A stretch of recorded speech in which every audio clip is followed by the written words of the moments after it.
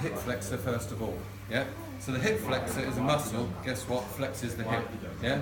The body's really simple when you break it down, but slightly more complex than that because the hip flexor originates from the lowest lumbar vertebra, and it comes effectively through and attaches onto the front of your hip. So its locking point is your lower back. Now, if you consider how weak we know the lower back is, because how many people have had a lower back issue before? 80% of the population.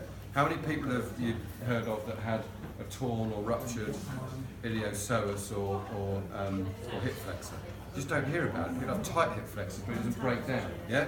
So if we've got a tight hip flexor and low back pain, that cannot be the only thing. Take the pelvis like a polo mint. Yeah. Have you ever tried to break a polo mint and just get it to break in one place? Impossible, you snap it in two. Yeah? So wherever there's a problem on one side of the pelvis, there will be a problem elsewhere. So I would say that your hip flexor might be the agonist in all this, yeah? And your back might be the innocent bystander. Yeah? Right. So without assessing you, I can't say for sure. But unless you're doing a really good quality hip flexor stretch, then you ain't going to lengthen that. And when I say good quality, because I see people stretching their hip flexor like this, what we're trying to do is try and take origin and insertion further away from each other. So as soon as I flex my torso, that has the exact same action as flexing my hip. Can you get with that? Yeah. So we have to be upright. And we have to basically tilt the hips underneath us before we feel the stretch in the hip flexor. So if we're going to do it, let's do it right. Yeah? Second thing is, we've got agonist and antagonistic muscle groups. So if I've got hip flexor, I've also got hip extensor. And the biggest, most prolific hip extensor is our gluteus maximus. So if I want to stretch my hip flexor, but I want to make a difference to the back, then I'll need to do some activation of my main hip extensor, the glute. So when I put those two together, stretch and strengthen, you can see how that's going to alter something.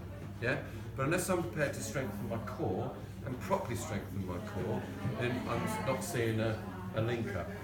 So, everyone knows about the plank, yeah? Most people with low back pain do a very lordotic plank. They don't do a nice straight line plank. But I would say you need to go a few stages back from that, and you've got to learn how to activate your core properly.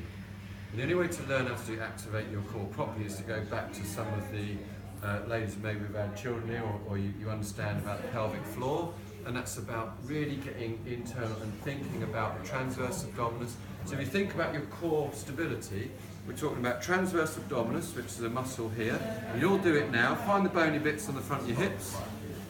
Fingertips on there, come in a bit and down a bit. I don't know what a bit is to you because they're all different shapes, sizes. Do a cough and you feel the muscles bounce underneath. Now imagine you're desperate to take a wee. Imagine you're now stopping doing the wee. Please no one wee. Right? And you should feel those muscles tighten. If you imagine yourself stopping doing the wee, you feel the muscles tighten. Now draw your belly button in. Don't hold your breath, but pull your belly button in towards your spine. Tuck your hips underneath you or flatten your lower back a little bit. You've now activated everything around your core.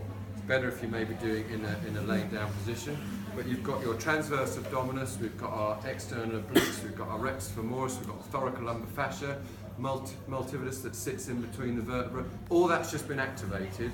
If you hold your breath, you bring your diaphragm into a flattened position, and that activates it. And we don't want that. You need to breathe when you're running.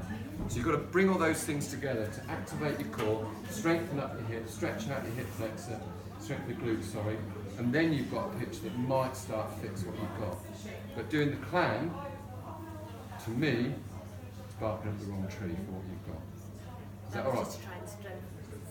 Yeah, but it's actually the climb is strengthening the abduction, so the smaller glutes, not the glute maximus, which is what you need to do.